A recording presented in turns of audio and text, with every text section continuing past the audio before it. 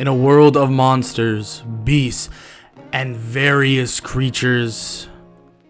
Some may say that these creatures hold the real story to the land that is around them. From the wolves that hunt in packs to the birds that soar through the air. All of these beasts tell a story, and all of them contain insane amounts of power. But this power would be threaded through one person that would be needed to be the savior or one of the saviors for this unknown world. Now, that person we know is Naofumi Iwatani, and he will be the legendary beast hero. Yo, what is good, everybody? It's your boy Golden Falls, Golden What If, whatever you want to call me, and I'm back with a brand new What If. What if Naofumi was the legendary beast hero? And as always, check the links in the description, and if you enjoy, make sure to leave a like, sub, and comment down below any suggestions that you have for future What Ifs. Now I won't waste any more of your time, and let's get right into the What If. Let's get it. Naofumi Iwatani. Just a simple man, 20-year-old man who lives with his parents and works a part-time job at the zoo. Naofumi only is there a couple hours a day, especially because he doesn't quite need the money so much, so he spends the free time when he's not in school or college reading some manga and things like that. Naofumi, though, one day was at his job, looking over the lions, the tigers, and everything like that, and he began to see something very odd in the distance. It seems like there's a piece of paper that was written and hung up on the tiger's cage, so he went to go grab it. He pulled it off and walked away and went back into his small little office. When he looked at the paper, it was blank, but he could have swore that there was handwriting all over it, that there was something posted on it. He flipped it over and over again, but nothing was there, nothing was appearing until he pasted it back on the wall. In confusion, he watches the paper glow and the words begin to spill out. Naofumi Iwatani, the legendary beast hero. The one that will take the power from the beasts, the creatures, and the monsters that roam. Naofumi Iwatani, it's time to save the people of this world? What world are they talking about? I'm terrified. There has to be some ghost or something. Naofumi is trying to convince himself that this isn't real, and he goes to take down the paper, to rip it up. But when he does just that, it just recollects itself, pastes itself back on the wall, and he is shocked to see this. He doesn't know what to say about it. He doesn't know what to do. He touches the paper though, and in an instant, Naofumi is gone, in an area that looks like a big cage, but it's not quite that. It looked like a summoning room. It doesn't look like a jail cell. He looks to his left to see three other people. Someone with a spear, someone with a bow, and someone with a sword. What the hell is going on? He looks at his hands to see gemstones embedded in his hands, and he's scared to see this. He taps on them though, and they immediately disappear and reappear when he taps on them. He's never seen anything like this before, and immediately these noblemen of the kingdom approach the bars of the cage. "We need you four to come with us. The king wants to speak with you." Naofumi begins to ask a question. The king? What are you talking about? There's no kings, there's no monarchy. What are you on about? The other people with weapons begin to question that themselves, saying that if the king doesn't have a proper reward, they will not be helping them, and that's what they seem to have been summoned here for. But the real question is why exactly they were summoned here. They once again say that the king will tell them all of that, and they're let out of the area they were summoned into. They eventually arrive at the kingdom or the castle and begin to speak with the king. They all introduce themselves. Ren, Itsuki, Moteyasu, and Naofumi. They all introduce themselves and the king is confused. He begins to question where the shield hero is, but they don't even know who the shield hero is. What are you talking about? Shield hero? No one was here with a shield. At least not from what we've seen. All the other heroes more or less agree with Naofumi, saying they've not seen anybody with a shield. It's only a spear, sword, and obviously the bow, but then whatever Naofumi is, which he has gems in his hands, which could be anything. He's not so sure either, but they do bring up the fact that they can open up their menu. It seems that they can look at the stats and the statistical upgrades that they can have in this world. And this confuses Naofumi even more, learning that this is some video game. He's really not played that many video games, maybe on his off time a little bit, but nothing very big, you could say. No famous games, nothing like that. All very minor games. So he gets the general idea of what's going on, but he doesn't know any ins and outs. The king then begins to explain that they are here to stop what is known as the waves, a series of demonic invasions that are laying waste to their country, and that they are here to stop it. And of course, they will be handsomely rewarded for said thing. And all of them relatively agree, but Naofumi's the only one that wants to agree based on his own merit about wanting to help people. The others seem very selfish in their ways, very, very selfish. He doesn't really pay much mind to this. But that night, they all more or less go hang out in a common area and begin speaking about what they think this world is, and they exchange ideas the best they possibly can, and Naofumi just knows very little at the end of the day. And this gets around really fast. When they arrive back in the castle, the king begins to divvy up who wants to go with what heroes, but nobody wants to go with Naofumi. Nobody at all. Naofumi asks if this is even fair, but the king says that it's all their choices, that he cannot make them do anything they don't want to do. Naofumi, not really caring anymore about exactly having a team or partners, he just immediately heads off, believing that he needs to get stuff done on his own. Naofumi though is stopped from leaving, and they give him some money, obviously. Give him 1,500 silver coins in hopes that he can figure out his way along the way, and hopefully he can find some teammates that want to join him. Naofumi says that it's fine and that he'll figure it out as he goes, and he heads off to go deal with anything he needs to. And that first stop is to the weaponsmith.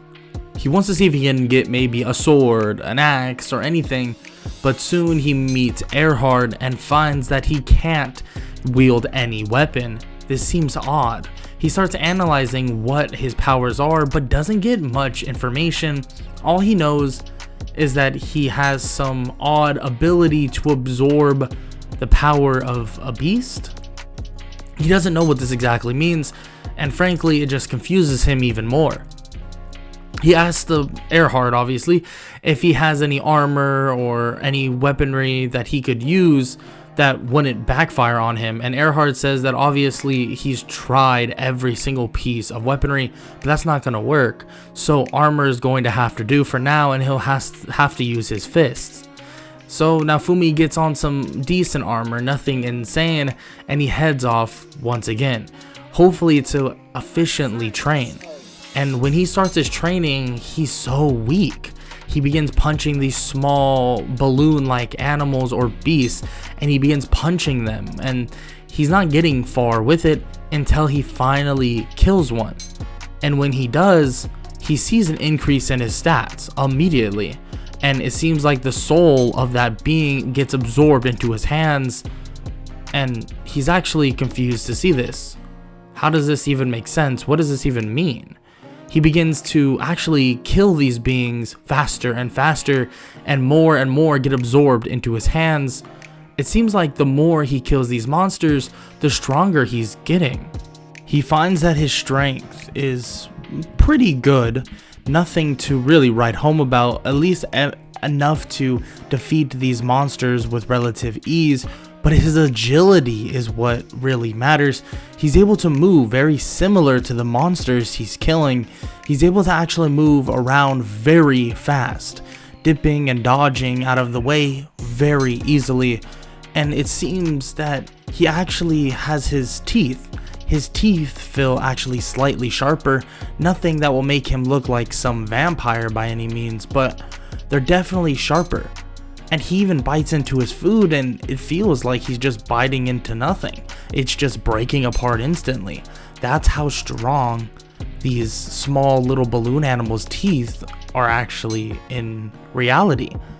But he actually realizes that his quote-unquote legendary power, or him being the legendary monster hero of some sorts, he looks into his database and he begins reading about everything. About if he kills a certain amount of this monster, depending on the grade of the monster, he will get more or less all of the statistical boosts that the monster may give, just like the higher agility, sharper teeth, and some other attributes as well.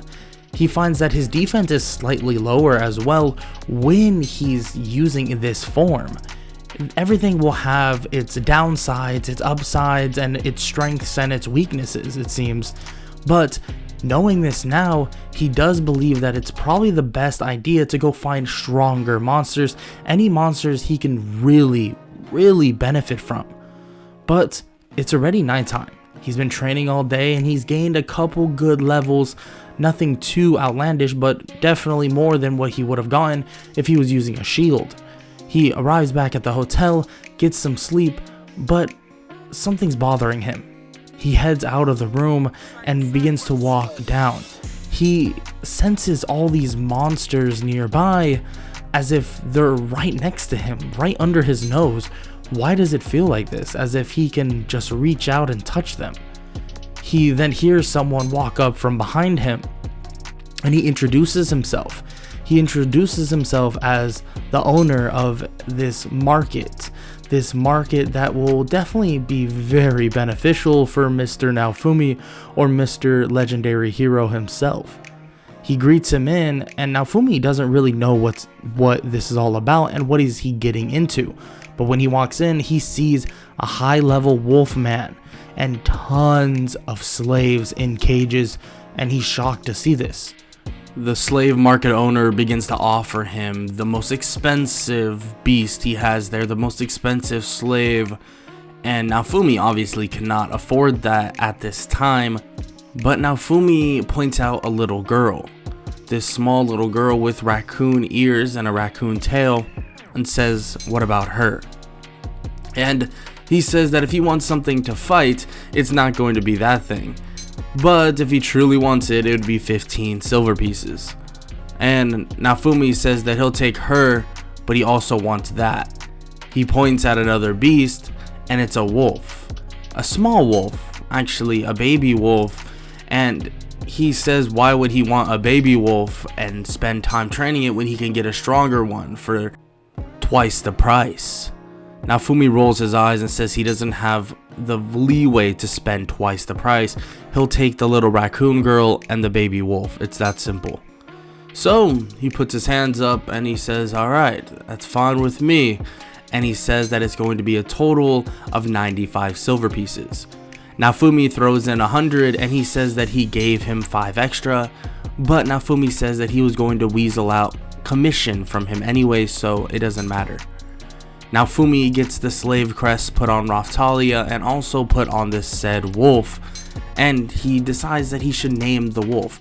But what should he name it? He contemplates it for a little bit and decides to name the wolf Odin. He has Raftalia carry the baby wolf, and this makes her slightly more happy because it is basically like a puppy dog. As they leave, Naofumi can sense all the anguish within all the beasts. He's kind of frustrated that he has to leave them all here, but it's not like he has a choice. He's not going to forcefully break them all out, especially with the fact that slavery is legal. It just wouldn't make sense. So he leaves with Raftalia and Odin, and he begins explaining the situation while they head back to their hotel room. and tells Raphtalia to give Odin to him, in which she's reluctant, but he says he just needs to hide him until they can get into the hotel room, and then she can play with him more. She smiles and hands it back to him, and he hides him in his, cloak type of clothing, and they head back up to their hotel room. They get some rest, and the real training begins. He does find out though that Raphtalia continuously has these recurring nightmares, and not only that, she also falls under this slight sickness. So it does take him some time to cure her of that mild flu or that mild cold, and then the training would eventually begin seriously. They start fighting with the monsters that Naofumi has been fighting with for a while now, and then they transition into these other monsters. But Raphtalia struggles fighting these monsters because she knows that they will bleed. But luckily she's able to get over that fear with some light pushing by Naofumi, and obviously the puppy or the wolf, or Odin obviously, is able to get her and push her in the right direction. With all that said and done, their training has been pretty fruitful. Raphtalia is gaining levels, Naofumi is as well, and so is Odin. They continue on with their training, but they realize they're actually running out of funds. They have a decent amount left, but with how much they're spending on items and other things like that, they might run out pretty soon. So they ask Erhard what's the closest place they can go to make some quick cash, and he explains that it's Loot Village. Loot Village would be the most reasonable place for them to go at the level they're currently at, especially because they've only been training for maybe a couple days, and with only 2 other members that frankly won't have too much help in terms of fighting something. Naofumi will be on his own if he went to a stronger place. So they head to the capital of the small town by the name of Loot Village, in which they have a mine there. They actually ask some questions and they learn about this mine, and it has some valuable ore that they could sell. So they decide to head over to that mine and they begin mining this ore. But Odin begins to sense something. He begins to bark towards this small cave in the distance, and as he does, a 2-headed dog-like monster comes walking out. Naofumi reacts immediately and gets them away from the situation, but realizes that Raphtalia is freaking out. She's having some sort of panic attack, and she begins to speak about her parents, that they died to that monster or something like that monster. And Naofumi knows that they need to defeat this monster if she wants to live on with her life normally and not deal with this trauma. So he tells her to pick up her sword and gets Odin ready to go as well, and says they need to beat that monster together. He may or may not be able to defeat it alone, so they all need to fight together. Raphtalia says that she can't do it, but Naofumi says that he's going to leave the choice up to her. But if Naofumi and Odin go in and die, well, it's over, and Raphtalia is going to have to run away. This triggers Raphtalia in her mind to take action with the both of them when they charge in, and they end up defeating the monster. Naofumi realizes that he could have defeated the monster most likely with mild trouble and on his own, but this allowed Raphtalia to truly bond with the team, bond with Naofumi and Odin, and also this will allow her to deal with the trauma she's been dealing with. Naofumi then absorbs the soul and basically everything to do with the 2-headed dog monster and sees something interesting. A great boost in strength and various other abilities, and this one strong monster actually maxed it out. It seems when he fights the weaker monsters, he has to kill multiple for all the abilities, but when they're on the stronger side, if he kills them and absorbs them entirely, it seems that he gets all of their abilities to the max degree. Of course, this dog monster isn't insanely strong on its own, but with Naofumi's level and Naofumi's abilities on top of the dog monster's abilities, it makes it very strong. So this beast will definitely accelerate Naofumi's training by a lot. His attack speed is twice the amount. It seems he can move faster as well, being that they have It had two heads like a two-headed dog. He can actually strike twice as fast and twice as hard than normal, having multiple 2x multipliers down on everything, and also a 2.5x multiplier on his defense. It seems like everything is going according to plan, and the more monsters they fight that are stronger, well, Naofumi is going to find really good results out of all of them. But with all that said and done, they head back. They head back to Loot Village with all the stuff they've gotten, and luckily, everybody is safe and ready to go. After an entire month of leveling up in preparation for the next wave, Naofumi has gained various amounts of skills and killed various amounts of monsters, but nothing as strong as the two-headed monster he fought initially, especially when he leveled up more with it. That gave him way bigger boosts than anything else would have given him. So he decides to stick with that, and if he really wants to be agile and get out of situations, he learned he can transform into that balloon-like animal and actually drift away to a certain extent, so he can jump from on top of a building with relative ease. But it is more convenient just staying in the beast form of the two-headed monster or the two-headed dog monster, and this gives him some agility, but also has that strength to back it up. But now that a month has passed and all the leveling up has happened, Raphtalia has grown up quite a bit, becoming about what looks to be 15 or 16 years old. Odin, on the other hand, has grown a substantial amount, being a full-grown wolf now. And Naofumi actually doesn't really understand it, but it does seem once Odin was able to level up and start leveling properly, he grew as he leveled. But beforehand, he wasn't really growing much because he wasn't getting any levels. After defeating the two-headed monster or the two-headed dog monster, he grew a bit because of the level, and throughout the training for the wave, he was able to get some proper training in, leveling him up and growing him out of that adolescent wolf years to being a bigger wolf and a stronger one on top of that. Naofumi assumes that the more he grows, the stronger he's going to get, and on top of that, he has an odd connection with Odin. Ever since he's grown into that full wolf form, it seems like he can actually mimic Odin's form as well. He actually doesn't hurt Odin by any means. He doesn't have to kill him to absorb him, but having him in the party can give him the power of a wolf. But this power is very limited, and limited based on what Odin has. And since Odin isn't a crazy high level at the moment and doesn't have an insane amount of abilities, it actually isn't too beneficial. But he does find one thing very interesting. It seems he can actually summon more wolves, and he assumes Odin can do this as well, and actually asks Odin about this, in which Odin kind of nods, but you can't really talk to a wolf. It's kind of, odd. At least that's what Naofumi assumes. But when Odin nods and he begins to bark at Naofumi and howl at Naofumi, Naofumi actually begins to translate it in his own mind, and it seems that his gems on his hands begin to translate it. And Odin basically tells him that he can summon more wolves, but it will make him very, very, very tired.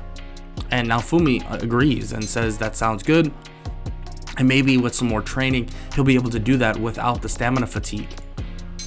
With all that said and done though, they all head to the hourglass to see how much time before the next wave.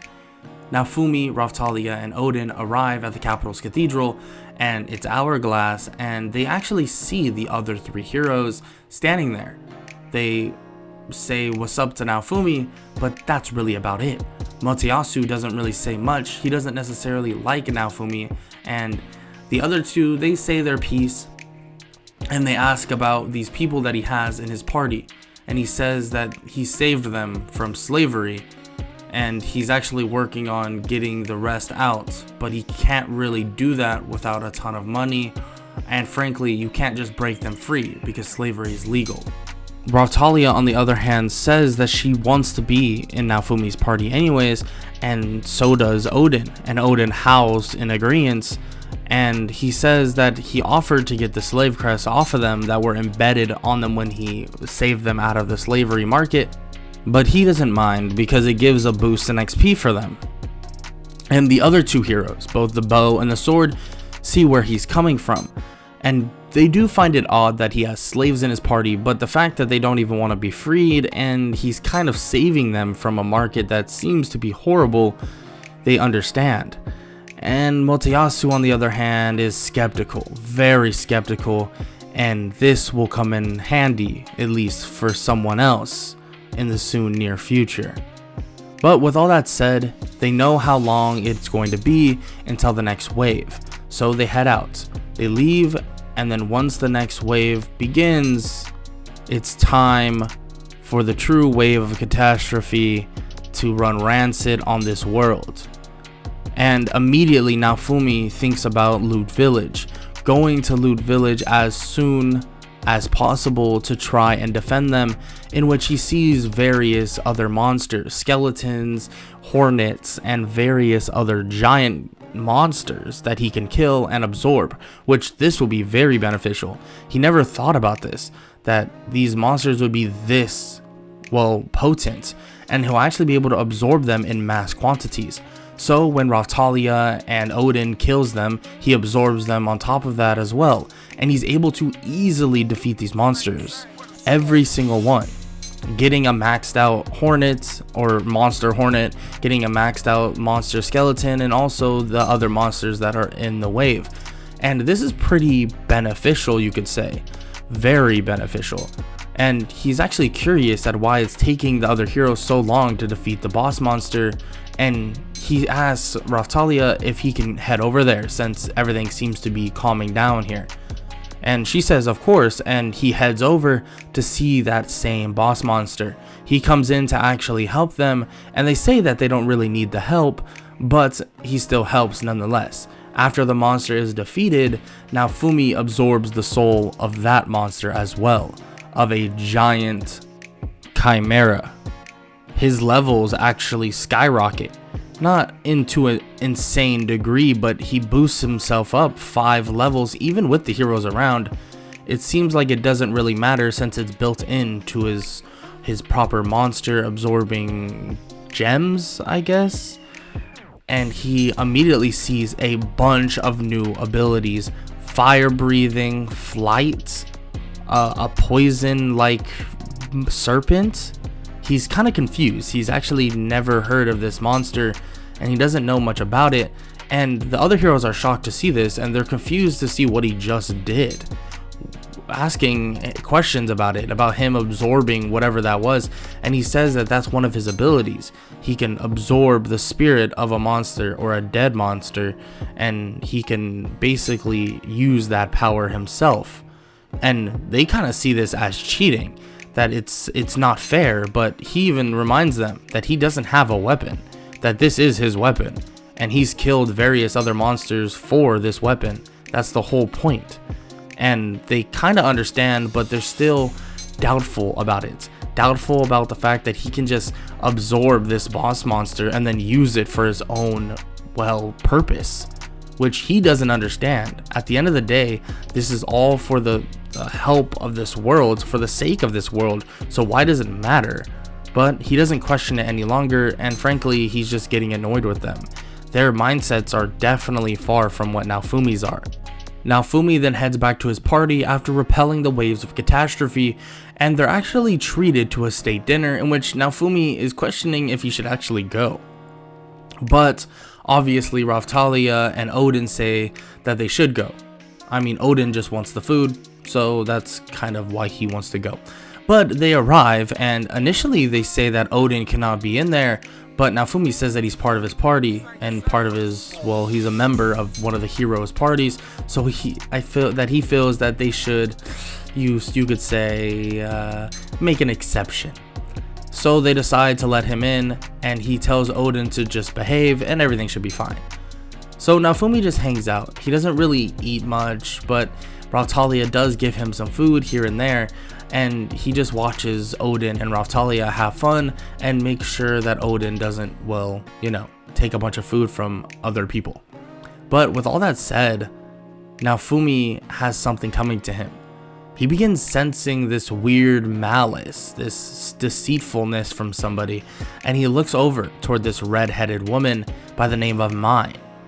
He's wondering why he can sense this so heavily, and even Odin is staring at her, daggers into her, and is walking toward Naofumi while staring at her.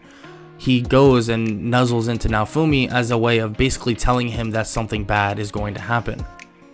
Yeah, I know, I can sense that too. Motoyasu walks over after talking to Mine, and with her right behind him, he says that he challenges Naofumi to a duel to let go of his slaves. That back at the Hourglass, he wasn't sure about this whole slavery thing, but now he knows that they should be set free no matter what. Naofumi literally tells him that they said themselves that they didn't want to be set free, and that he offered to get rid of these slave crests. But Mine and Motoyasu aren't believing it at all, and Raphtalia even tries to talk, but they drag her away. Naofumi is now pissed. They're basically hurting and touching his party members. They even basically put a muzzle on Odin, and Naofumi says if they don't take those things off and if they don't let Raphtalia go in an instant, he'll just kill them all now. Naofumi can feel this seethe, this rage boiling within him. It seems like the monster that was defeated during the wave is also reacting to it as well. This monster that he absorbed is still pissed at the other heroes for defeating it, and he can feel the anger in Naofumi, the anger that is coming out seeing his party members being dragged away. Naofumi says that he'll take on his stupid duel, but when he wins, they're gonna leave him alone, and Naofumi wants all of his money. Motoyasu says that sounds ridiculous and that he would never bet that. Oh, then you don't seem very confident, Mr. Spear Hero. I thought you were going to beat me to free the slaves, correct? So how about it? If you beat me, you can free my slaves. But if I beat you, you're gonna give me all your money and all your armor. How about it? Motoyasu is pissed to hear this, but doesn't listen to Mine as she is saying to not take that deal, but Motoyasu says he agrees out of just pure ego. Naofumi knows that he has him and that it's already over. Motoyasu isn't truly taking this world seriously, and they head out to the arena. The fight begins, and Motoyasu is trying to hit Naofumi, and frankly, he can't touch him. It's not even close. Naofumi is using that small balloon form to activate this agility that is going to allow him to move in and out of places very easily, but he's not going to be able to hit him very hard. At this point, he's trying to just wear down Motoyasu, eventually leading him to entering his two-headed dog form and striking down Motoyasu and kicking him to the ground. Is that already it? That's all it took. Just this form. This isn't even my strongest form now. Not even close. This is probably my fourth strongest. And you're on the ground already? Motoyasu is shocked to hear this and calls him a monster. You're correct. I am a monster. Naofumi begins to transform once again into his chimera form. This form does make him look slightly different, giving him small but pretty decently sized wings on his back, and a serpent wraps around Naofumi. It's time you know, Motoyasu, that you're playing with the wrong person. I've been all nice up until now, but I can feel this rage boiling within me, this anger, because you all want to play this as if it was a game. But this is real life. If I kill you now, you're not going to respawn, Motoyasu. The serpent jumps off of Naofumi and begins wrapping around Motoyasu, and it begins to grow more and more, and now he's trapped. He bites into Motoyasu and begins to poison him, and Naofumi tells him that the poison will last as long as this battle does. Once the battle is over, he'll cure it. But if the battle goes longer than 2 minutes, well, Motoyasu is going to die. Motoyasu is shocked to hear this and still cannot move. During this time though, a blast of magic hits Naofumi in the back, sending him flying. He's able to regather himself, and the serpent lets go of Naofumi and wraps around him once again. Oh, so now your little girlfriend is cheating for you. I see. It's as if she really wants you to die that badly. Now, forfeit or I won't give you this cure. Naofumi is standing there serious as ever, and Raftalia and Odin stare on at what's going on, and Motoyasu refuses to give up, but he tries to stand, but his legs give out. The poison is so potent that it's cutting his body down. Oh yeah, did I say that you'd still be able to fight during the poison? Yeah, no, you won't be able to. I recommend you forfeit, Motoyasu. It looks like you have a minute and a half left. Motoyasu stands there in shock, or more like sits there in shock, and raises his hand slightly and says he forfeits. Naofumi walks over, heals his poison, and the fight is over. Naofumi walks away and says that he doesn't want anything from Motoyasu, and that he'll just be leaving from now on, and not to mess with him or his team ever again. Naofumi leaves with Raftalia and Odin, and they head off immediately. And he begins to think that maybe it's just time to add another person to their party. Someone that maybe can protect Raftalia more than Odin, and Odin can be more of a right-hand man for Naofumi. He would like this more, especially because Odin needs to level up a little faster than he currently is, and he never really got intensive amounts of training until towards the end of that month. So he decides to head over to the slave market in hopes to maybe free another slave, but something else is offered to him. A gacha egg. He's kind of confused at what this is, but does remember a game very similar to it and decides to buy one with a slave crest off of the slave merchant. Raftalia says that they shouldn't be so fruitful with their money, and they shouldn't just be spending willy-nilly. But Naofumi says that it's fine, that everything will be okay, and that he should be able to make some money on the way over to their next location. And he's sure Loot Village will help them out as well. He eventually starts growing this egg. It seems like the egg is imprinting on Naofumi right when it hatches. It hatches into a small Philolial, in which he names Philo, but, you know, Odin and Raftalia think that's very not creative, but that's beyond the point. It imprints on Naofumi, and only a few days later it enters adulthood, and it's kind of odd. Why didn't this happen with Odin? It seems like Odin and Philo have two very different sets of ways they grow up. Actually, Odin's set is very similar to Raftalia's in terms of entering adulthood when he levels up. He's kind of confused by this, but he sorta understands it. Not to a great degree, but to a minor degree. With the Philolial all, well, good to go, he obviously visits Loot Village once again. But he's shocked to see Motoyasu in mind declaring the village under Motoyasu's rule, which Naofumi tells them that there's very large money limitations that they're trying to block upon them that make no sense. Do they even know how much they charge for things here? Are they that ignorant to this fact?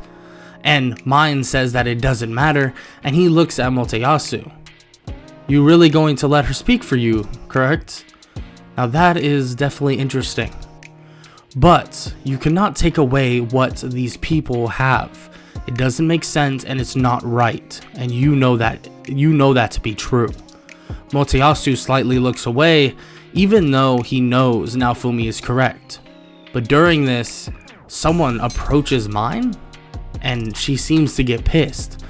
And the shadow hands her something, and Mine is really mad about everything that's occurring, and says that Motoyasu will challenge Naofumi to a race around the Loot Village. And Naofumi says that he agrees to it and that he doesn't mind going head to head with him anyways. He sees that it's a riding race, and he asks if he really does need to ride something, or ride a Philolial or a dragon, and they say that if he wants to actually win, that's going to be the case. No, but like, do I have to ride something? Like, that's correct, right? They say yes, and he says that he'll ride his Philolial, because Philo looks very angry at this dragon for some reason. Philo looks very determined, and when it starts, they begin running as fast as possible. And well, Naofumi already has a plan for anything magic that wants to come up. He actually can just enter his chimera form and just fly over any potholes or anything they want to put in front of him, so he easily wins the race. Mind tries to argue that he cheated, but the shadow shows up once again saying that she cheated, making it so that the magic was basically affecting him. And Malty decides to, that didn't happen, but that's not true. Naofumi tells them all to leave, and eventually they all are forced to leave. Naofumi rolls his eyes, and the whole village of Lute is so happy that he was able to do this, and he just shrugs. This is his job after all, and he says that he'll help out the best he possibly can for as many situations as possible, even if that, considers the other heroes involved as well. With all that said and done though, he has to head off once again, and he actually sees insane amounts of growth in Philo. She's actually a giant Philolial now. It's kind of confusing. He swore they could not get this big, but when they camp out for the night, he wakes up to see the Philolial gone and a small little girl in his lap, and he's terrified. And so is Odin and Raftalia. They back up immediately and are scared of what the hell just happened, but they learn that this is Philo.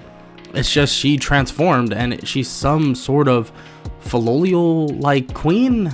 They're not sure how that works, but it must have something to do with the leveling up system when she's in the hero's party.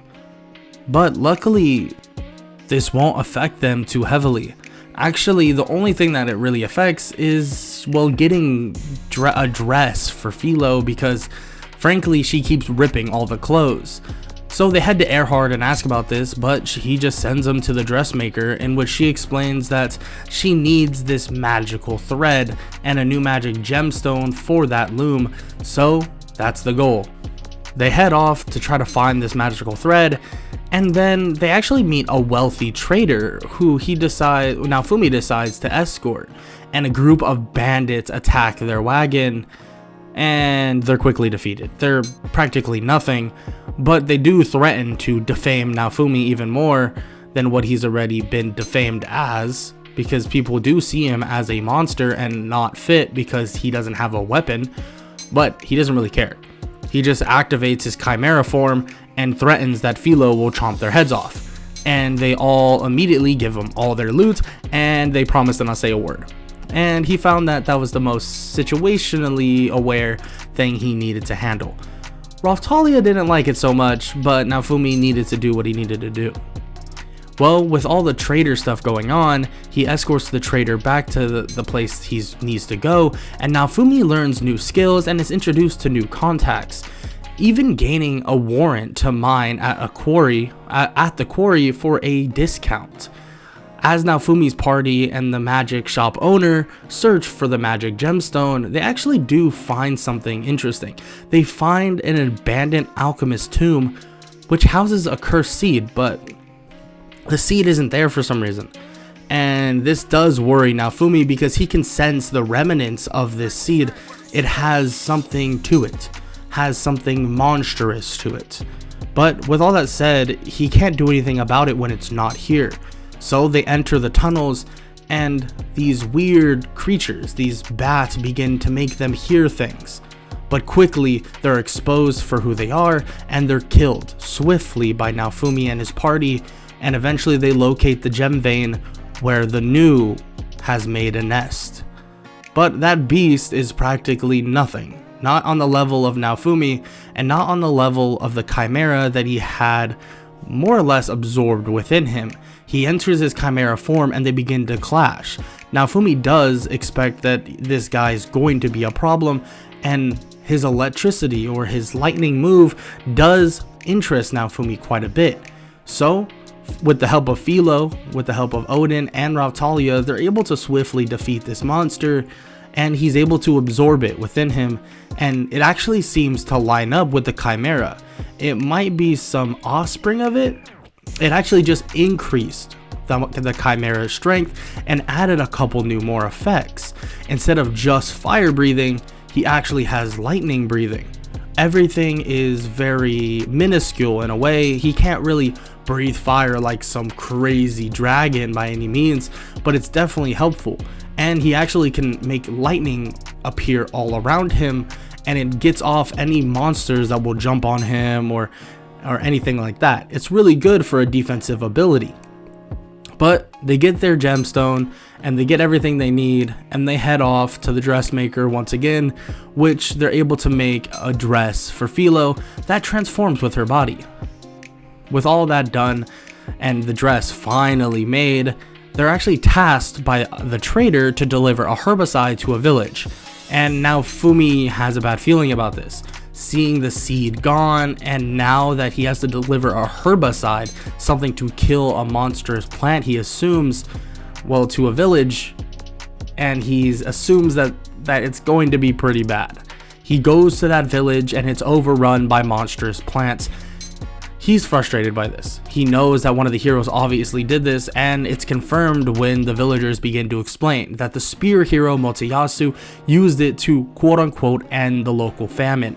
But when it sprouted, the plant came alive and began attacking villager after villager.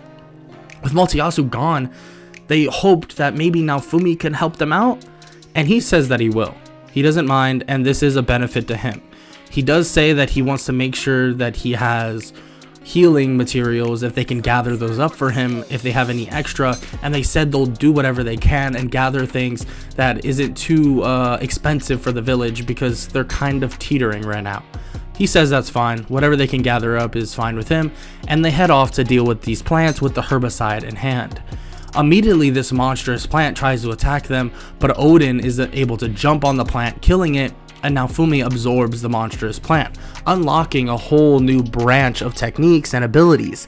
It seems like with enough kills on these monstrous plants, he might even be able to revert this plant? He's not sure, but they begin killing every single monster that comes out of the basically giant plant, and then eventually they attack the source of the plant. Naofumi transforms, but obviously nothing crazy occurs in terms of the transformation. A bunch of plants grow out of him, and his arms slightly grow in size, and he begins to revert this monstrous plant back to what it was.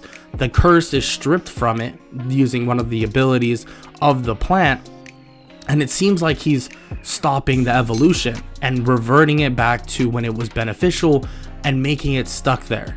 He actually can make this happen via all the experience he's gathering by taking the souls of this plant and taking the monstrous genes of it and be ridding of them. He actually goes back to the village very soon after and explains just that. He says that he stripped away the plant and it actually should make a really good food source now. He gives them an advanced herbicide and says that if anything else happens though, you can use this and it will kill the plant instantly. And they thank Naofumi, and they ask if this will ever have to be used though, and he says that the chance of that happening is practically zero, but if it does happen, he wants them to be prepared just in case. They thank him endlessly and say that he can come back whenever he wants, and they love to give him as much as they can when he comes back. And Naofumi says that that is just fine, that it's just the hero's duty to basically help out. So the next thing is to head to a hot spring. They have to basically bring some more merchandise to this hot spring, and they're actually staying over the night. During this time, Raftalia, Philo, and Odin, who's dragged along in all this, wants to collect these local bird eggs, it seems. But when they head off on this venture, it seems like the bird eggs are destroyed, and they end up just killing this boar, in which they have Naofumi absorb at least the soul and the monster essence of it, and then they sell it for money. It's actually a win-win. He's able to get the boar's monster essence and unlock a whole new chain of things, and these other people give him money for the boar's meat. He actually learns that the boar isn't necessarily a fighter, but it does seem that this monster ability allows him to create food. He doesn't really understand it, but it's a mixture of things. It's not necessarily killing things, but he can use certain materials to make it into actual food, actual imitation meat, you could say. But even with that said, it's very useful. Being able to create things that are not normally eaten but create him into actual eatable food could end a lot of famines that he could run into in the future, and also end any food issues they will personally have. He thanks them for the thoughtful gift, and they head off that morning. When they head off, they actually learn of a mysterious disease that is spreading through a village. Naofumi's party goes to investigate this and finds out that the disease began after the sword hero, Ren, killed a dragon nearby and left the body to rot instead of properly disposing of it. Naofumi does realize that he's actually the one that kind of disposed of the Chimera, so they obviously have a problem with not disposing of a monster. Monsters have gathered around its corpse and it's been decomposing this entire time, making the area extremely toxic. Naofumi's party sets off there and basically tells the villagers that they're gonna go clean it up for them and that hopefully it goes all according to plan. When they head up there though, there's the dragon, and Naofumi senses something really bad. He senses that this dragon is not dead. He is more undead, you could say, and the zombie dragon reawakens. Immediately, he goes into his chimera form, which is boosted even more because of the new, and he attacks the dragon. But Philo, overcome with rage, attacks it as well, even though Naofumi tells her not to, and the dragon swallows Philo whole. This enrages his entire party, and immediately the wolf, Odin, begins to grow more and more, and another head appears as if it has a two-headed wolf that is almost the size of the dragon. Naofumi is shocked to see this. Did the rage that Philo dying do that to him? Or was that because of the rage that Naofumi holds? Brautalia sees this wolf and even is shocked to see this, but only sees Odin, only sees that cute little puppy. She's no longer afraid of the two-headed monster, the two-headed dog. And this two-headed dog is different. This is Odin, her buddy. Immediately, Odin crashes into the dragon, and Naofumi follows up as well, flying toward it and begins striking at it, breathing fire and lightning all over it. They grab the neck of the dragon and he begins to electrocute it as Odin does the same. His bite electrocutes the head of the dragon, and the dragon's neck begins to utterly snap and break until it rips off. It's over. They killed it with such ease, but at what cost? It costs Philo's life? Until they see little kicks on the stomach, and Philo kicks out of the dragon, and she's covered in this weird goo and slime and blood. And it's actually disgusting. Naofumi is happy to see her, and so is Odin. Odin shrinks back down into his normal wolf form and jumps around. And Naofumi asks Odin what he just did, and Odin communicates through obviously the beast link and begins to explain that it must have been Philo dying that caused it, but luckily she's not dead. But with that said, he might be able to unlock that form in the future. Philo then says that she actually got something from the stomach. It's a shard, the dragon's shard. Naofumi begins to absorb the dragon's essence, but doesn't actually get much out of it. He looks at the shard though and senses that there is so much of the dragon within it. He begins absorbing the shard, absorbing more and more and more until the shard just immediately goes into his gem, and he can feel the entire dragon awaken within him. And he is shocked to feel the power of this. His levels even skyrocket passively from this, and now he's closer to 45, maybe even level 50. His party is not even at that level yet, not even at the max cap yet, and this is already occurring. Naofumi just got so strong off of this thing, and that was it. He looks at all the skills and finds that everything has been enhanced, even in his chimera form, but mostly the dragon form. His dragon form is practically complete, it seems, but it still has room to improve. He has this fire breathing, this lightning breathing, and obviously extreme flight, but various other things that the dragon holds, the powers that the dragon holds, and also the extreme regeneration and durability of this dragon. It seems that since he absorbed it in its zombie form, it gives him extreme durability. There's various other things that he sees, but it seems like they're all locked. It might have something to do with the dragon's missing link, or maybe it has something to do with him not being in a rageful state. He's not so sure. But right when he thinks of this, he begins to hear the dragon's voice. The dragon begins to speak with him and says that he hates the heroes and that Ren, the sword hero, is the one that will pay. Naofumi says that now that he's within him, he won't be able to do that, unfortunately. But he can make him pay by shattering his ego, and the dragon is confused by this so-called ego. And he says that once Ren and the rest of them know how strong he is because of their mistakes, they'll be pretty mad about it.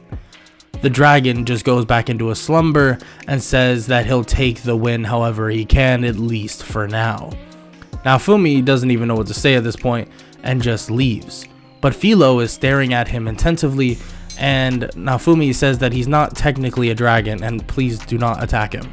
Philo says that she would never, but it's just so confusing and weird. She can like see the aura of the dragon immersed within him. And Naofumi says that's just part of his ability, he guesses.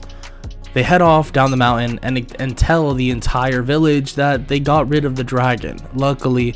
And, well, Naofumi needs to head off once again. When they leave, though, back to the capital, it seems that, well, Philo has made friends with someone by the name of Melty, who loves her Philolials.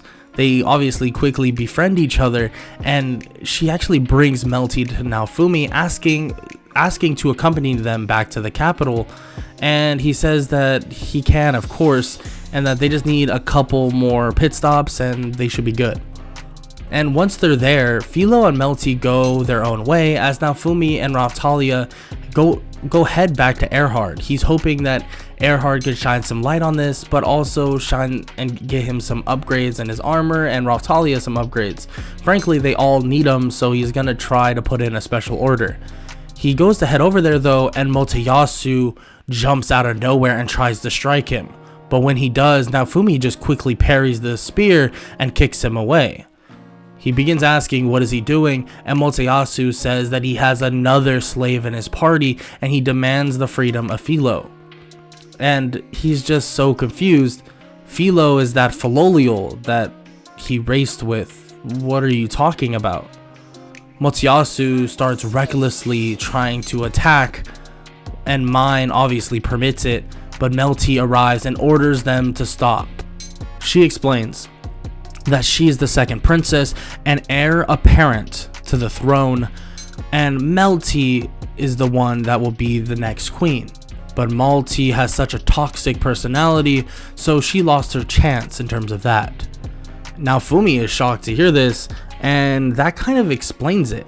She is royalty, but it didn't seem like royalty to the fact that she would be going and being on the throne.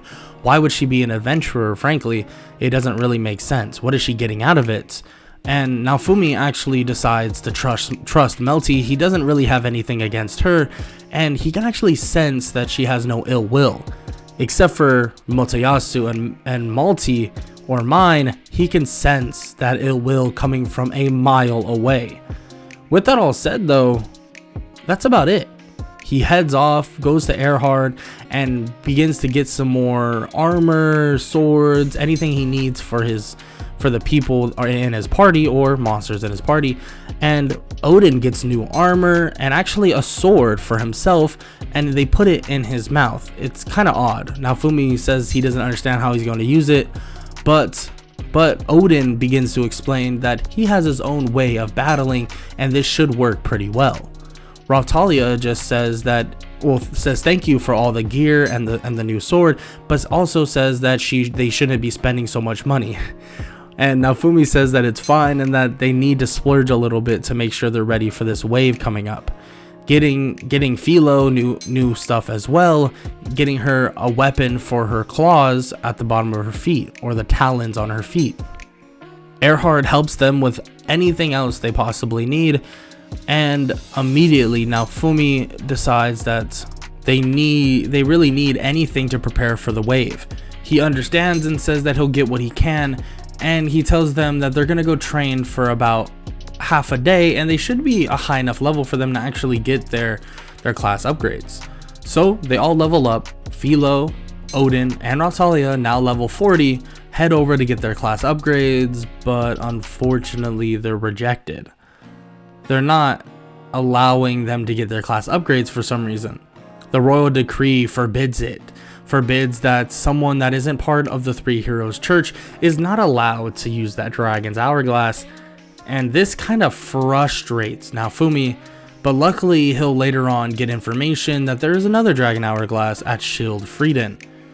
And quickly, Naofumi is able to actually head over there. With his new dragon form, they actually fly over to Shield Frieden relatively easily, and they're stopped initially, but Naofumi explains who he is, and Shield Frieden welcomes him in. They ask about the shield hero, or the noblemen ask about the shield hero, and he apologizes, saying that the shield hero for some reason wasn't summoned. He was replaced, or he was replaced by himself. And Naofumi explains that he has nothing against the shield hero. He's never met him at all, but unfortunately he was dragged to this place without a shield.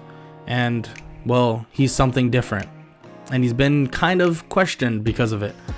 And the people of Shield Frieden say that as long as the hero has a pure heart and is helpful, that's all that matters. And this is when he's actually informed of the ways of catastrophe, that they're actually occurring in other countries. Naofumi is shocked to hear this and doesn't know what to do. He asks about how many and where all the countries really are being affected by this, and they explain yes. Luckily, he's able to get his class upgrades, and they ask if he'd please stay and let's fight this next wave here. And Naofumi doesn't know what to say. He doesn't know what to do, that there's 2 other countries that are going to rely on him. And they only have about 48 hours until the next wave, until he hears a voice in his head. He hears someone talking to him, and Philo asks if he can hear that too. And he says yes, that it's a soft voice, someone calm. And she begins to explain that if he fights in Shield Frieden, that she will take care of the other 2 countries and to not worry about them. And Naofumi doesn't know who this is, but is happy to fight for Shield Frieden, beginning to explain that the other 2 countries are protected. But the noblemen say that there's 3 other countries, and Naofumi's confused and realizes that Shield Frieden is a small country, and asks if they separated from another, and they say yes, they were separated from Siltveld. And Naofumi just tells them that for now he actually wants them to quote unquote join back, not actually and officially, but he's going to protect them both, so he needs both of them to cooperate. So that's what he does. He heads over and speaks to the nobleman of Siltveld, explaining the entire situation and that he wants to help out, and he just learned about these other countries. And they say that the queen has actually spoken to them recently, and they're happy to see a hero here, but where's the shield hero? He explains that the shield hero was never summoned, unfortunately, and that he doesn't have the shield and he was summoned without it. And they begin to question if maybe they can summon the shield hero, but all the other noblemen say that that's impossible. It must have been a fluke. It must have been on accident. They must have summoned the shield hero, but for some reason it was occupied, maybe?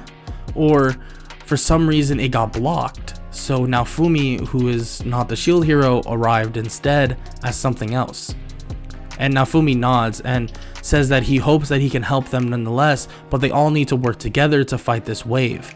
So they all agree. They agree that they'll team up with Shield Frieden for now, even though they've had their differences, and the next wave will be upon them in the next 24 hours. The wave then finally begins.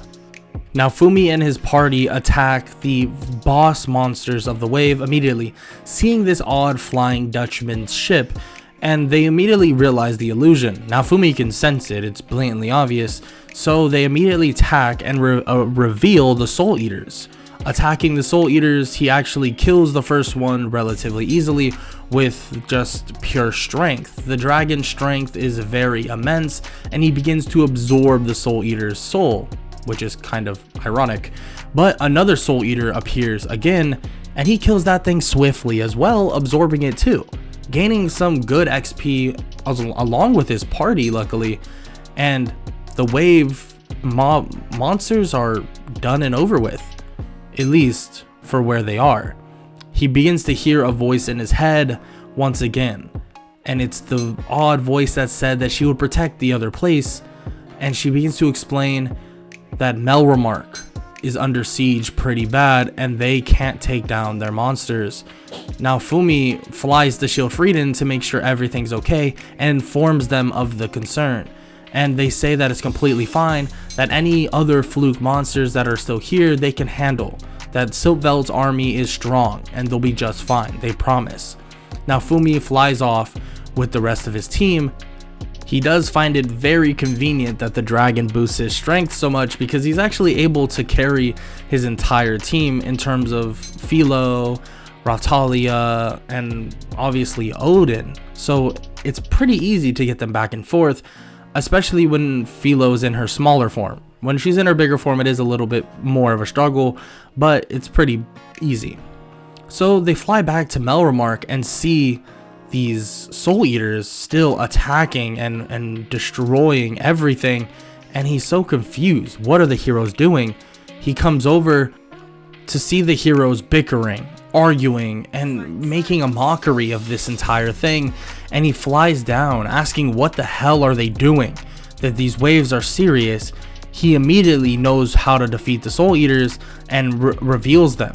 He attacks the Soul Eaters, killing one, and says that, see, it's that easy, until the next one is revealed, and Naofumi is about to attack it, but the other heroes say that they can handle it, that they attack the Soul Eater, and it doesn't work.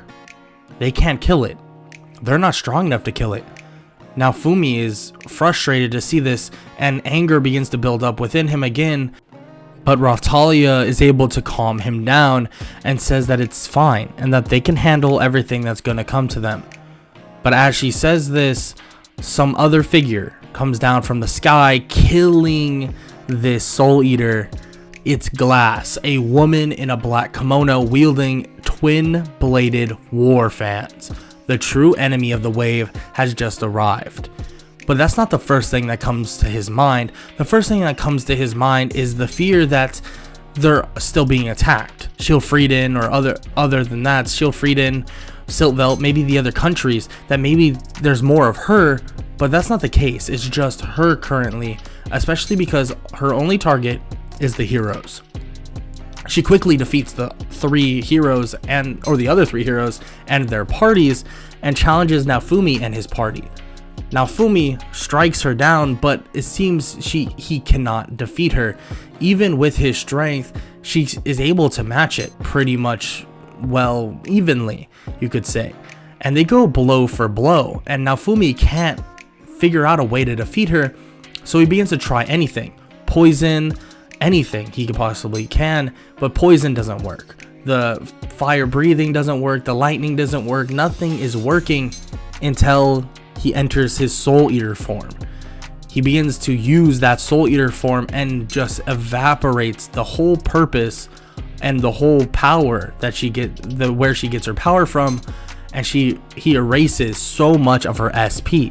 Once he does this, she feels extremely weakened, and she's immediately forced to retreat. Naofumi just found out her weakness. This will definitely be useful, but it is something to think about. These other people, strong people, using these weapons very similar to what the spear hero, the sword hero, and the bow hero have. How many are there? And are they going to keep coming? This is something Naofumi needs to keep in mind as the skies clear up and everything is put to a halt. Naofumi is then directed back toward the kingdom. He's accused of cheating and of doing various other things by the king, but he explains that he did none of the sorts, that he actually came from another country. He actually helped the other country out because he learned that the other waves are happening in these countries as well. He explains to the other heroes that the other countries are needed, they are threatened by these waves as well, but we're standing here doing nothing. And they're obviously not ready to even help them anyways. Naofumi seems to be the only one strong enough. And the king demands that he reveals his secrets, and Naofumi says that he already revealed them to the heroes, and the heroes just can't use them, because that's not part of their kit. They need to learn their own strength, their own weaknesses, and they need to figure out on their own, and realize that this isn't a game. The king finds this ridiculous, that there's no way that this is the case, and he threatens Naofumi, and then threatens his party.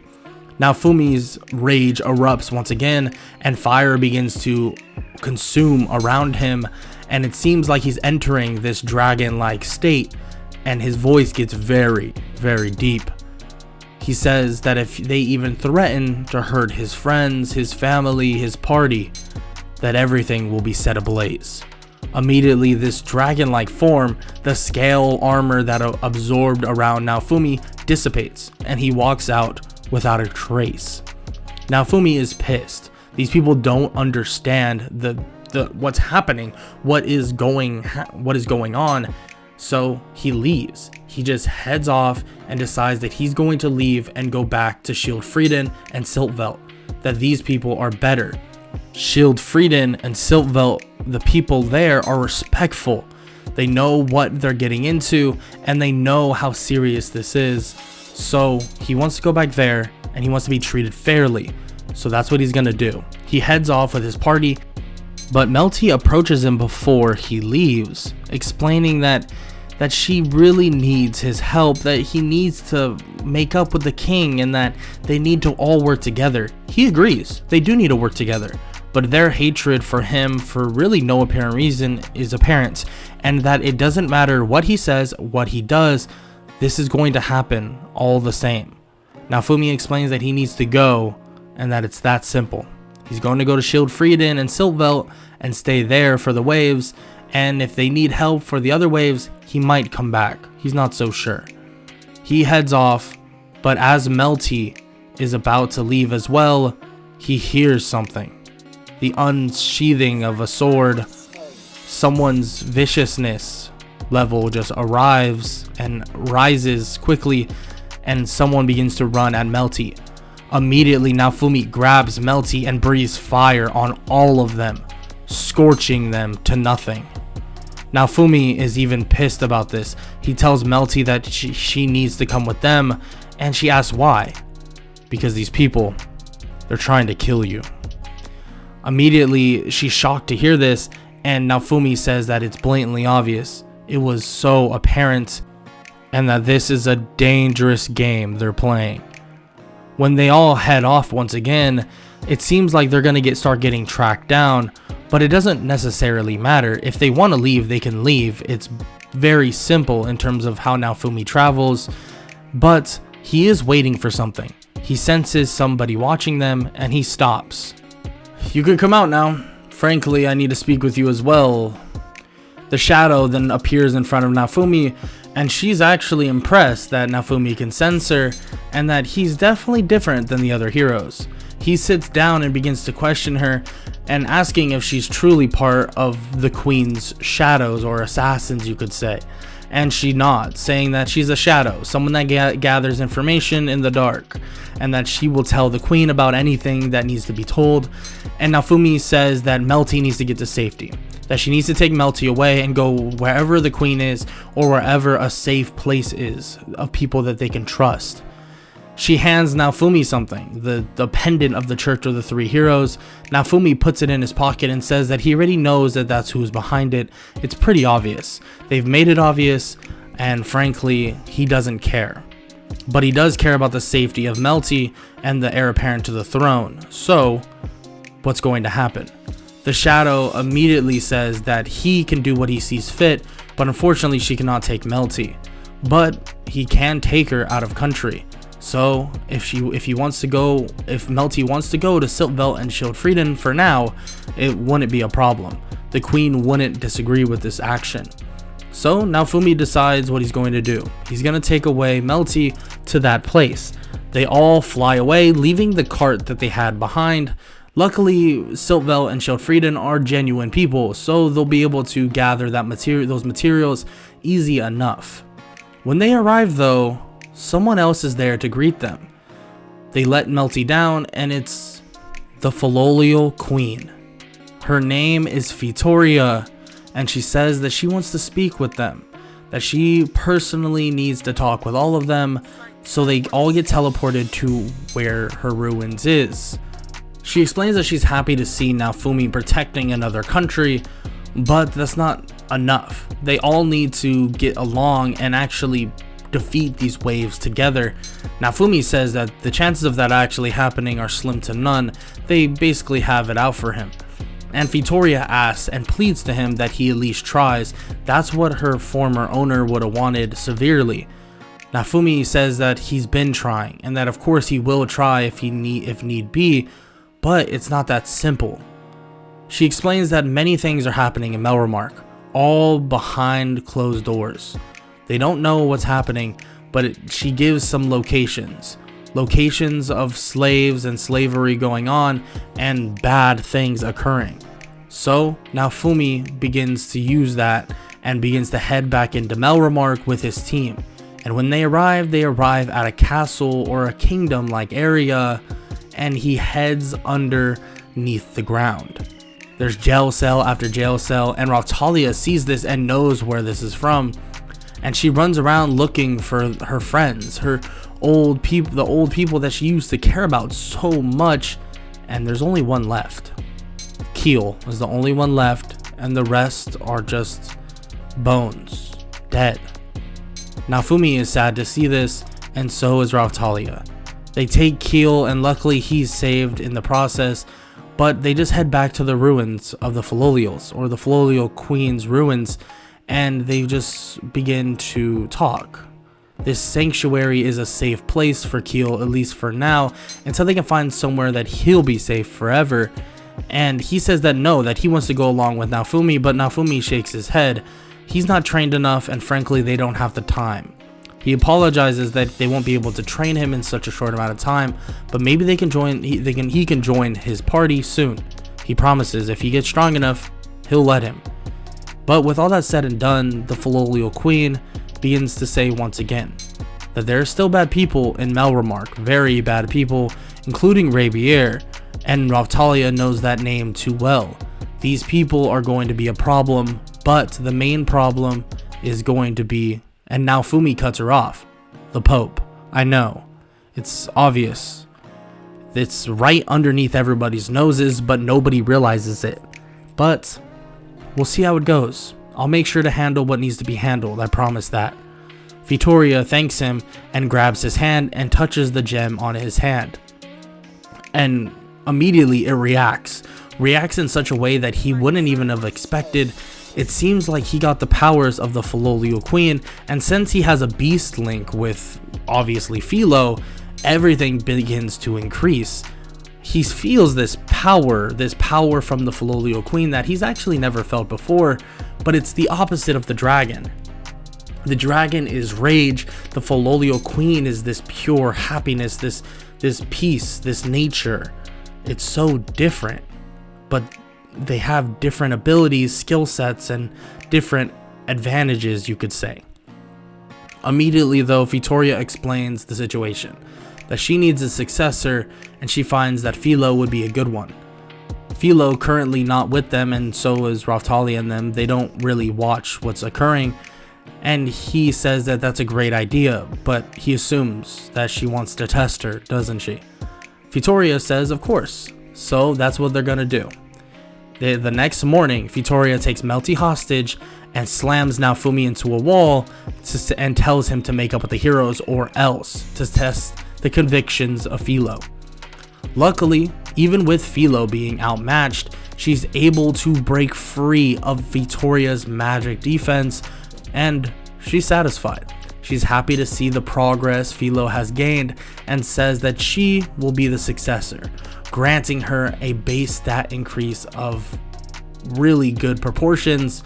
But as she does this, it seems that the pathways they all chose for their classes are erased, but all their stats are boosted to an insane degree. And Vittoria even explains this as they talk. She explains that the class pathway isn't as important as the strength that they hold. She apologizes for doing this without questioning, but she says that that is the way that they're going to defeat these waves, and she promises that.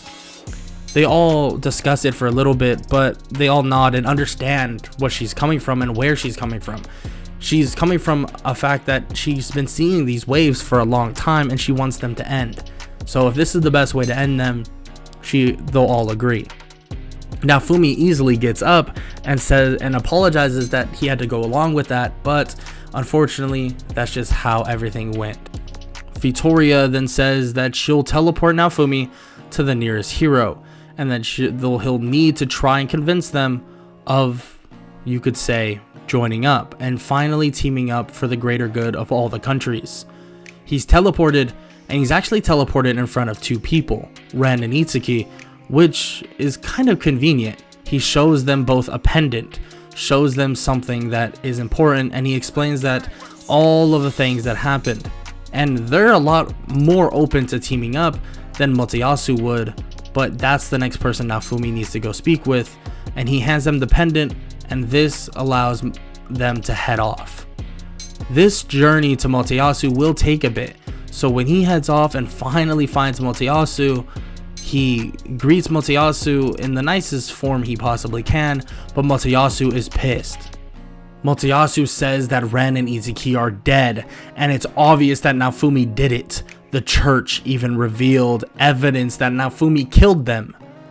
But Naofumi says he didn't kill them, that's just not true. The church is who's been behind all of this. The church is not good. Mine says that is just ridiculous, that Naofumi is a killer and that Naofumi killed the guards that were trying to save Melty.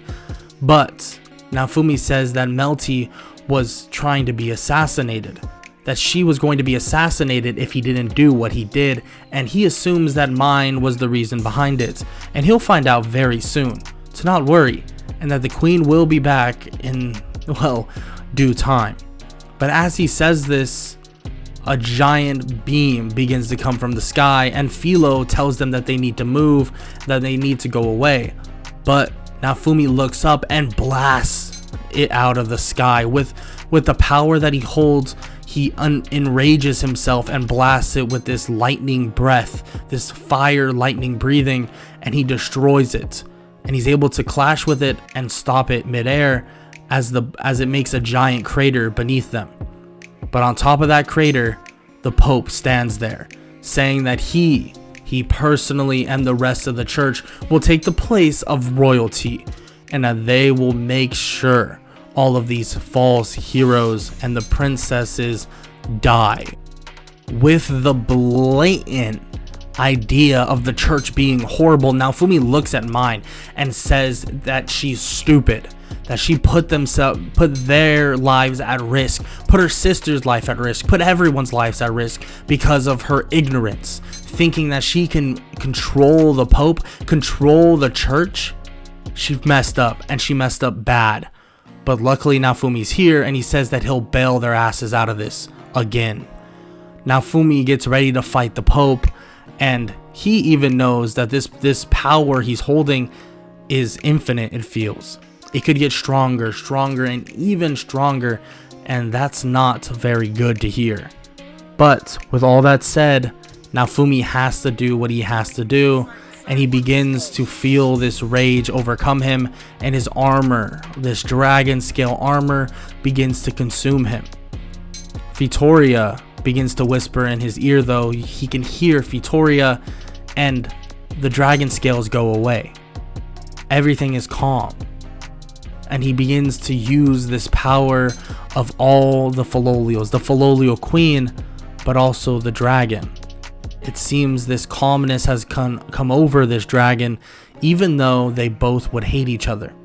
Dragons, Filolios, they don't get along, but this calmness has come over him. Vittoria begins to explain that she has gifted him this power, so in a way, she's within him as well.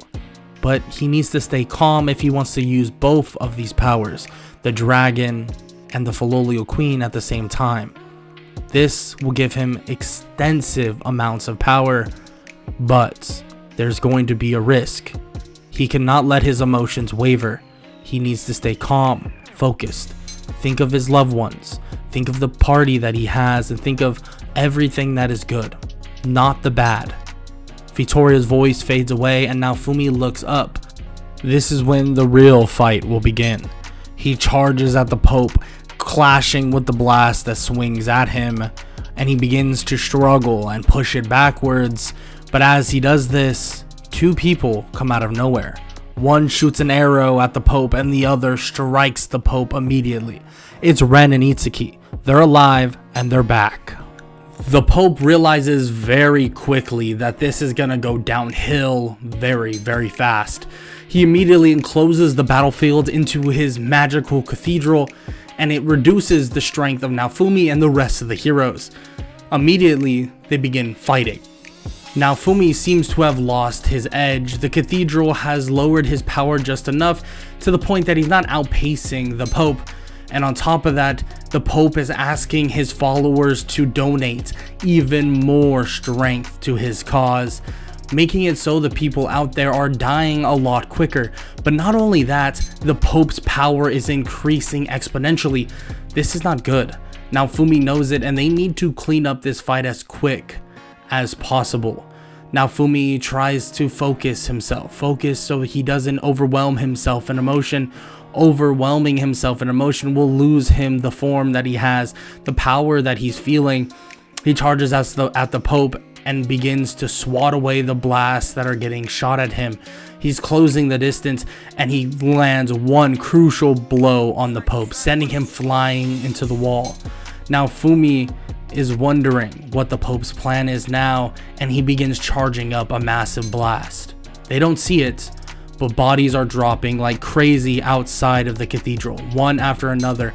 Thousands are dying instantly. The Pope is charging up a blast that will kill everything, kill everyone.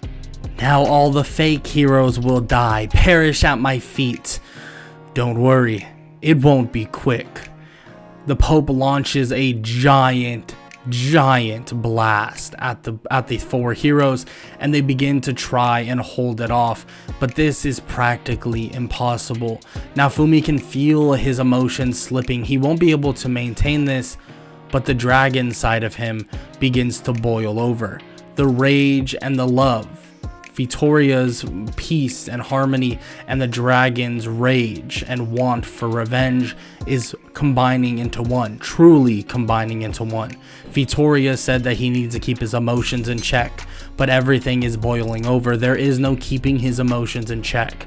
The armor that he has with the dragon form begins to appear, but the other half is very, very reminiscent of a Filolio like garment. It's odd. It seems like it's half Filolio, half dragon, and now they're combining. The emotions overflowing within him realize that it needs to push the tempo, defeat this monster. It needs to happen now. Vittoria recommended that he did not let his emotions overtake him, not for the reason that he wouldn't be able to gain more power, but the fact that if he gained this power, it might rip his body to shreds. That's why she told him not to do this. But Naofumi didn't know this, and he decided to push himself harder, controlling the blast. His body begins to electrify. Fire begins to emerge around them, and a massive blast gets sent back right at the legendary 4 weapons replica weapon that the Pope is revealing.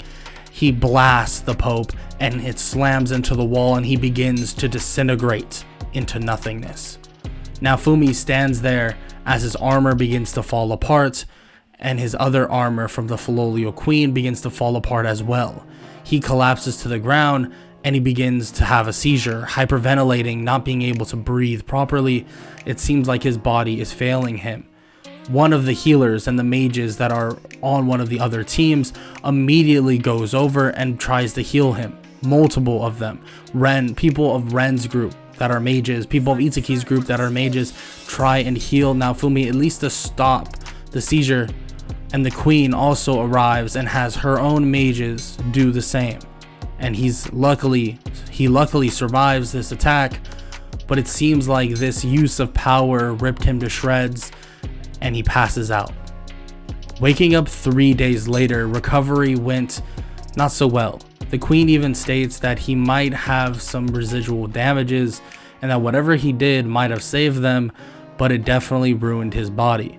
He looks at his stats and it looks like he's -2 on everything, or 2x on everything, being that it's times 0.5, making it so he's a lot weaker right now than he's ever been ever. So that is worrisome, but she explains that it should be good in a couple days maybe. She does explain that the Three Heroes Church all dealt and done with. Mine and the king, on the other hand, well, she's dealing with them accordingly.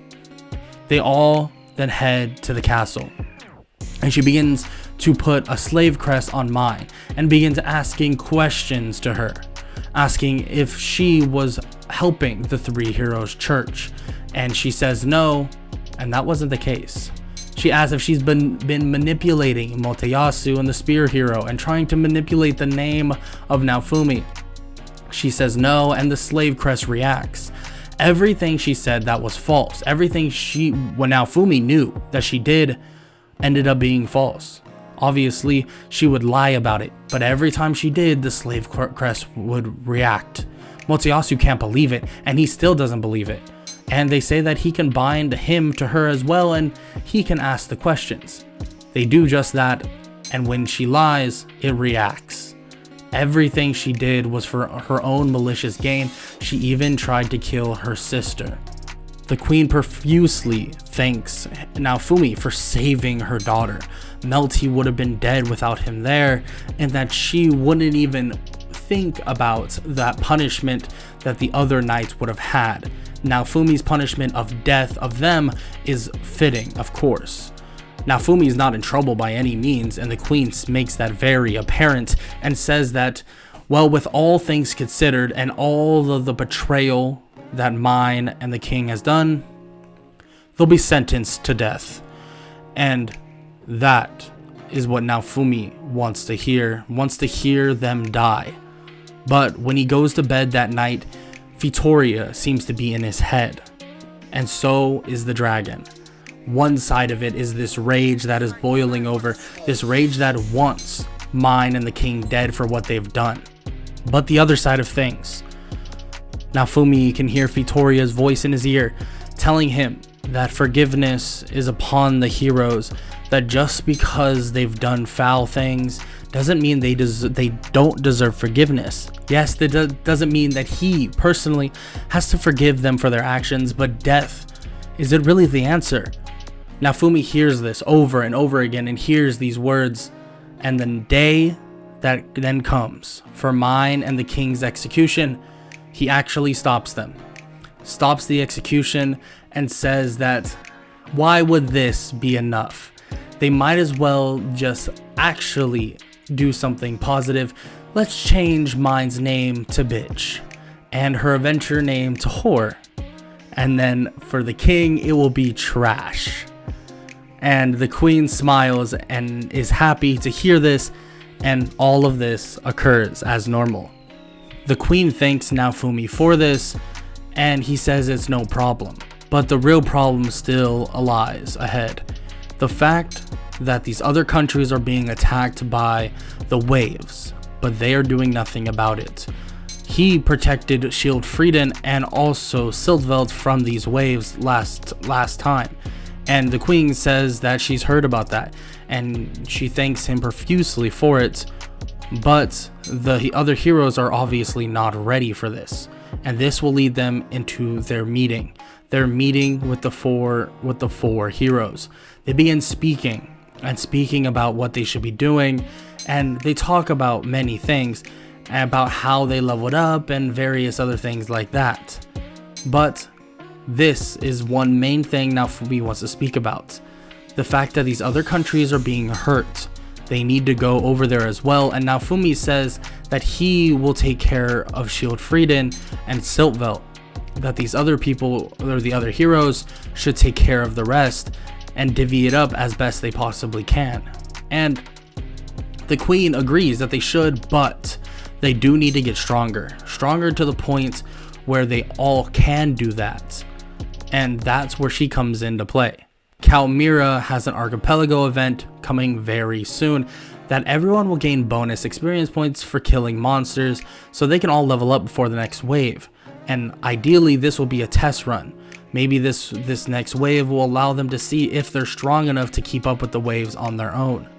So far it's obvious that they're not, but at least this grinding will hopefully put them just at that point. So the next morning, Naofumi and his party and the ship heads off to Kalmyra. However, since the other heroes took most of the ship's cabins, Naofumi must actually share a room with someone and a pair of travelers by the name of Lark and Therese. They introduce each other and introduce themselves, and Naofumi introduced himself as Naofumi Iwatani, but they say that that is one of the heroes. He doesn't look like one of the heroes. It doesn't really make sense, and it's a cool alias, but they're not believing it. And he doesn't really take much into this and doesn't take it into account. But when they arrive at the resort, immediately Naofumi wants to go and XP grind. So that's what they do. They want to get Rautalia, Philo, and also Odin to a high level, and also begin to master this form Odin has. So they begin training with that form and fighting monsters more and more, gaining insane amounts of XP. And before you know it, they're a pretty high level. They're very capable in terms of obviously Naofumi being very strong on the bridge of level 70, and they had a class upgrade earlier than normal, so they're pretty high level already. So they're getting into the 60s. They're extremely strong, and when Lark and Therese decide to join their party, they realize how strong they actually are. Glass wasn't kidding. This guy is extremely strong. Obviously, they don't reveal who they are by any means, and they'll figure it out when the next wave arrives, which is going to be sooner than they expected. After all this time training, it seems that Odin has this more advanced two-headed wolf form down pack. It seems like he can even go further. That's if he continues his training properly with Naofumi and leveling up properly. But with all that said, Naofumi decides that they need a day off. They need to relax, go to the beach, and just chill. With all the time before the wave, they shouldn't just intensively train without any breaks. So they're gonna decide to take a break, and then they'll go back to training and leveling up. But during this time, Philo swims down to the bottom of the ocean and finds something very odd, finds something very, very bad. As a matter of fact, when they go down there, there's a dragon's hourglass, and that dragon's hourglass resides and is linked to Kalmyra, and it says the next wave is due at Kalmyra itself in 48 hours. This is not good. Naofumi knows it, and he immediately goes to warn the queen, and she amasses a large naval fleet. He also takes the time to get as much supplies as possible for this wave. He may be ready for the wave. This might be a wash. He might destroy everything and be good, but there's a chance that it won't be that simple. With Glass still on the verge of wanting to fight, and whatever else is behind that wave, this could still be difficult. And this will be the actual first test for the 4 heroes. More like the other 3, but a good test to know if they can protect the countries on their own, or will this be another wash, and will they all die in vain? The wave begins, and the small creatures are fought off by the navy, then the small navy and everybody that's not the heroes, and the 4 heroes will fight the boss monster. Naofumi immediately lets the other 3 heroes fight this monster first, but immediately realizes that they are not able to do anything. 0 damage to this giant fish, and Naofumi is about to step up and kill it, but Therese and Lark kill it swiftly, and stand on top of its corpse. Naofumi looks at the duo and begins to question them. Who are they really? Explaining that they are from yet another world and sieged through the waves, and that their world is attacked by these waves as well, but in order to save their own world, they have to kill the 4 heroes. Lark launches himself at Motoyasu, going to stab him through the chest, but luckily Philo is able to kick Lark away just in time. Therese says that they need to focus on the actual threat at hand. The other 3 won't be helping them at all. And the other 3 are shocked to hear this, and they get up to fight, but even Naofumi knows they don't stand a chance in this fight. If they weren't able to defeat that fish monster and these 2 beat it in practically 1 shot, there is no chance at all. Naofumi tells all the naval fleet not to help, that they're just gonna get hit in harm's way and get put in harm's way and hurt, so he'll take on Lark and Therese with his party.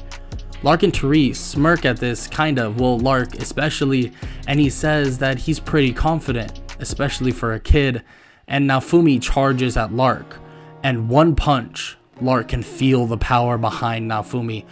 Glass wasn't kidding, and Lark even remarks about it, that Glass said that he was very strong, but this is pretty impressive. But if this is the limit to his strength, there's no way he'll be defeated. Lark goes to strike Naofumi again, but he catches Lark's scythe. If you really thought that was the maximum output, then you were very mistaken. Naofumi begins to get covered in dragon scales once again, and he says that he's not even mad at them. He understands, but unfortunately, if one of them has to die, it's going to have to be Lark and Therese. He then goes to punch a hole through Lark's chest, and just in time Lark is able to slightly move, but part of his side is taken off, a chunk of it, and he screams in pain and holds it and backs up. Therese goes to heal him and heals him a bit, but this is permanent damage we're talking about. Naofumi looks at him and tells him that they have 1 more chance to leave, but if they choose not to, unfortunately he'll do what he has to do to make sure that his world is safe. Flames begin to cover Naofumi, and so does lightning. He begins his siege once again on Lark, begins to beat him down, and Therese tries to help, but Raphtalia, Odin, and Philo shut that down very quickly. That's until a bunch of blasts begin to swarm Naofumi, and Naofumi knows who this is, or can at least assume. It's Glass, and she's back to help her teammates. Glass lands and stands in front of Naofumi and says that she'll take care of him and that she has an idea. They both go off on their own and the air fight begins. Naofumi asks if she really got stronger, because frankly, she's not gonna stand a chance in this. Glass realizes that she needs to output as much power as possible, so that's what she does. She tries to output the most lethal blast she can possibly do, and she aims it at Naofumi, but then turns and shoots it at one of his teammates right at Odin. Naofumi immediately flies toward it and tries to block it and gets clipped himself and saves Odin, but he's injured badly. Glass jumps over and stands above Naofumi as the other people in his party, Raphtalia, Philo, and Odin, are occupied. And she says that his biggest weakness is the people around him, the people that he cares about. But before she can even finish his sentence, Naofumi smirks, changing into his Soul Eater form, and sucks so much SP out of her that she is basically in a crucial state as well, in a state of basically loss. Lark tries to go and help and recover her SP, but Raphtalia is able to stop this instantly, and so is Philo, and he smiles and starts kind of laughing. I guess we're both down for the count, how about it? Now, do you trust your other 2 people as much as I trust them? Because even if you do, I promise you, you're not here for longevity. You'll lose. Glass even realizes this and is pissed to hear it. She doesn't want to hear it from Naofumi, especially if all people, him, telling her that they don't have the longevity, that they don't have the power to save their own world. And Naofumi kind of smirks again and says that they could save her world. Maybe there's another way, but if there's not, and if it comes down to this again, Naofumi is going to have to kill them. He let them off easy. Naofumi slowly but surely stands up, and the wound that he has begins to recover. I told you, Glass, you're outclassed here by a long shot, but you should leave now. If you all leave now, you'll be spared. And I hope that you find another way to save your world, and maybe I can even help. But I'm not sure. I'm not so sure yet. But I want to save my world, and I know you want to save yours. So we'll figure it out. That's a promise. Lark takes away Glass, and Therese even questions if that's possible. Can they save their own world without killing the other heroes? And Glass is basically out of commission and mumbles. She says she has no clue. But let's hope that's the case, because right now, there's no way we can beat them. Glass, Therese, and Lark leave back into the wave, and Naofumi bends down on one knee. He did kind of bluff. He healed himself, but he's extremely hurt, and frankly, he probably couldn't even have mustered up another attack because he healed himself using the dragon's power on top of Fitoria's power, or the Filolio Queen's power. But even with all that said and done, Naofumi is happy that he hopefully, maybe got through to them, and maybe both of their worlds can survive.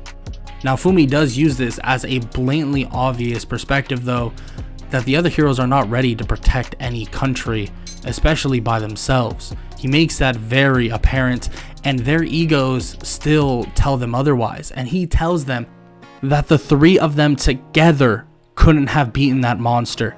There's no chance they would have been able to beat Lark or Therese, even on their own. Naofumi's frustrated at the ignorance of them, that they don't understand the things that they're going through, that everything that's happening. Do they not get it? Naofumi is pissed and storms off, and the queen catches up with him and thanks him for all the help, and understands the way he's feeling, and that they just gotta hope that the other heroes wake up. Yeah, I don't know if they're gonna be waking up anytime soon, but I'm also not gonna let Fitoria die because of their ignorance. So I'm gonna be leaving. I'm gonna go, and I'm gonna help the other countries. Will I die in the process? Maybe. But we'll just have to see, right? Naofumi storms off with his team, and immediately they fly over to Siltveld and Schildfrieden, in which he speaks with the noblemen over there, speaking with them about helping out the most he possibly can, and that he wants to help their country, and he wants to help all the other countries. So it's gonna start all right here. Anything that's bad in Melremark, he wants to go help them throughout the time before the wave.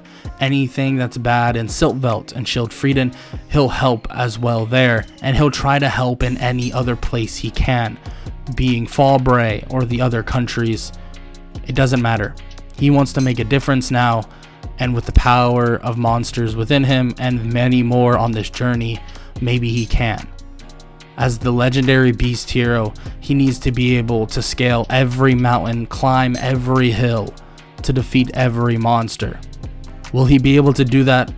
Will he inevitably die, just like how Fitoria said she would die herself? Maybe so. But hopefully the other heroes come around and stop being so ignorant before that day comes. Because if it does, this whole world will fall into darkness. Darkness that nobody has seen in a long time. Before his journeys begin, though, he gets reached out for by the queen, and the queen even brings up something that she wanted to do for him before he left, and he decides he'll come back and talk to her about it. This then leads to Raphtalia getting her place of home. The home that she grew up in, or at least the one that was trampled by on the wave day, was back. He was going to be the lord of that area, and he would be able to take care of it. Raftali is happy to hear it, and now they have a home base, at least near Melromark or in Melromark. Now they have a home base that they can live in, stay in, whatever they need to do, they can be there. And if they want to stay there for a little bit, they can. But they can also use that as a place where they go back and forth from Siltveld to Melromark or Melromark to Fallbray, anything he believes that needs to be done. But with all that said, will Naofumi even be enough to save this world? Will the other heroes finally wake up to what's going on? That this isn't sunshines and rainbows, that their ego doesn't matter when it's life or death. Will they wake up, or will Naofumi die at the helm of all of this? Will he die while facing the waves because of these heroes? Well, that's a story for another day. If you enjoyed, make sure to leave a like, sub, and comment down below any suggestions you have for future What If Naofumi What Ifs, Deku What Ifs, Tanjiro What Ifs, whatever you want to see. I'll try to see what I can do. Like I said, I wanted to start doing that time I got reincarnated as a slime. I haven't really figured out how I want to do that quite yet. So we'll see how I want to do that. I mean, I'll get back to you guys on that. But maybe we'll do a test run for that very soon in the near future. But that is yet to be seen. So I'm not sure how I want to do that. But yeah, like I said, if you all enjoyed, please leave a like, sub, and comment down below any suggestions. And I hope all y'all have an amazing day. Later.